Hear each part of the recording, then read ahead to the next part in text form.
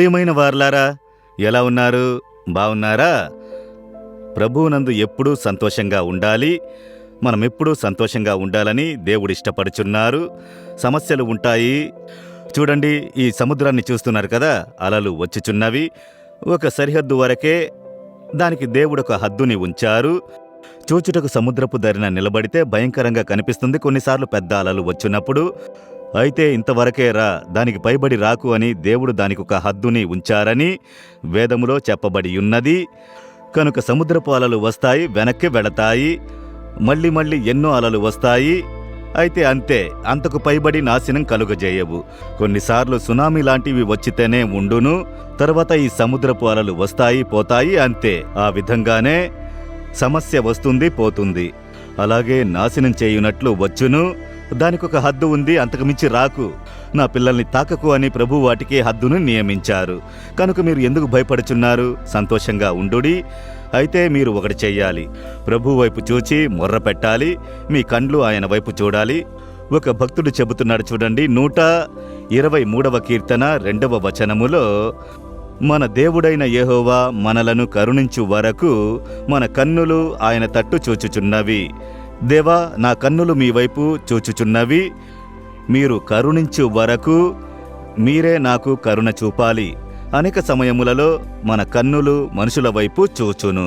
ఎవరైనా మన మీద కనికరము చూపరా? ఈ ఆపదలో, ఈ ఇబ్బందులలో ఎవరైనా సహాయము చెయ్యరా?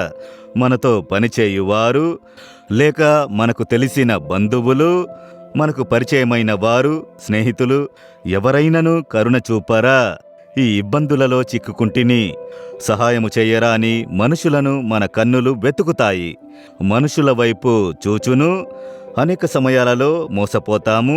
ఎందుకంటే మనుషులు మనకు సహాయం చేయడానికి ఇష్టపడినా కూడా కొన్నిసార్లు వారికి కుదరకపోవచ్చు. వారిని నిందించలేము. వారి శక్తికి తగినట్టే కదా. వీలు కాని పక్షములో అయితే దేవుడు వచ్చి, ఇది నా వలన కాదు కుమారుడా, కుమార్తె, ఇది నా వలన కాదు అని దేవుడు చెబుతారా? ఆయనకు సమస్తము సాధ్యము. కనుక దేవుని కళ్ళలో దయ దొరుకునంత వరకు మన కండ్లు ఆయన వైపే చూడాలట. యేసు వైపు కాకుండా మన కనులను అటు ఇటు తిప్పకండి. ఇదే విధముగా ఒక గలిలయ సముద్రములో యేసుక్రీస్తు తన శిష్యులను పడవలో వెళ్ళమని చెప్పారు. వారు వెళ్ళారు. రాత్రి సమయము, ఎదురుగాలి వీచుచున్నందున పడవ నడి సముద్రములో చిక్కుకున్నది. వెనకకు పోలేక, ముందుకు పోలేక ఉన్నది. పెద్ద గాలి వీచుచున్నది. ఇప్పుడు వారు మునిగిపోయే పరిస్థితి. ఆ విధంగా ఉన్నారా? జీవితనావా మునిగిపోవునట్లు ఉన్నది. ముందుకు పోలేకపోతున్నాం, వెనక్కి వెళ్ళలేకపోతున్నాం. గాలి బలంగా వీస్తోంది, అలలు ఎగసి పడుచున్నవి. ఏం చెయ్యాలో తెలియడం లేదని నిలుచున్నారా మీ జీవిత నావలో? అదే విధముగానే శిష్యులు అల్లాడినారు. యేసు తన శిష్యులకు సహాయము చేయుటకు సముద్రం మీద నడిచి వచ్చారు. ఆయనకు సాధ్యము. ఆయన సృష్టికర్త కదా. సముద్రం మీద నడిచి వచ్చి ఆ రాత్రి సమయమున శిష్యులను చూసి, భయపడకుడి, నేనే అని చెప్పారు. పేతురు అనబడే ఒక శిష్యుడు ఉన్నారు. అతడు ఎల్లప్పుడూ కొంచెం దుడుకుతనముతో తొందరపడి మాట్లాడుతాడు, అంతే. అయితే అతనికి ఆ సమయములో పడవలో ఉంటే చాలా ఆపద. ఇది తలక్రిందులై మునిగిపోవునట్లుగా ఉన్నది. యేసు ప్రక్కకు వెళితే సేఫ్గా ఉండవచ్చని చెప్పి, దేవా, నేను కూడా సముద్రం మీద నడుచుటకు నాకు పర్మిషన్ ఇవ్వండి, నాకు సహాయం చేయుడి అని ఒక ప్రార్థన చేశారు. సరే రమ్ము అని దేవుడు చెప్పారు. నువ్వు రాకూడదు, నేను దేవుడను, నేనొచ్చి ఎంత గొప్పవాడను, నేను నడవవచ్చు, నువ్వు శిష్యుడవు, మౌనంగా ఉండు అని యేసు చెప్పలేదు. ఎందుకంటే ఆయన పిల్లల వలె వారిని ప్రేమించారు కదా. ఆయన తండ్రి. సరే రా కుమారుడా అని చెప్పారు. ఇప్పుడు పేతురు తన కాలుని సముద్రం మీద ఉంచాడు, పడవలో నుండి బయటకు. ఎలా ఉంటుందో ఊహించి చూడండి. నావ నుండి బయట కాలు పెట్టినప్పుడు మునిగిపోతే యేసు వైపే చూస్తున్నారు. చూస్తూ కాలు తీసి పెట్టారు. అలాగే ఎడారి వలె కాలు మునిగిపోలేదు. ఇప్పుడు రెండవ కాలు తీసి పెట్టడానికి చాలా భయము. ఇప్పుడు రెండవ కాలు కూడా తీసి పెట్టాడు, నీళ్లపై నిలుచున్నాడు. అయితే అతడు అలాగనే దేవుని వైపు చూస్తున్నాడు. భయము, సముద్రపు అలలు ఎగసి పడుతున్నవి, గాలి బలంగా వీస్తోంది. యేసు వైపు దృష్టిని ఉంచి అలాగే నడిచి వెళుచున్నాడు. కొన్ని అడుగుల దూరం వెళ్ళినాడు. ఇప్పుడు పడవ అక్కడ ఉన్నది. యేసు ముందు ఉన్నాడు. సగం దూరం వెళ్ళాడు. ఇప్పుడు మెల్లగా వెనక్కి తిరిగి చూశాడు. యేసునే చూచుచున్నవాడు అలా తిరిగి చూశాడు. నావలాగే తడబడుచున్నది, మునిగిపోవునట్లు ఉన్నది, గాలి బలముగా వీచుచున్నది.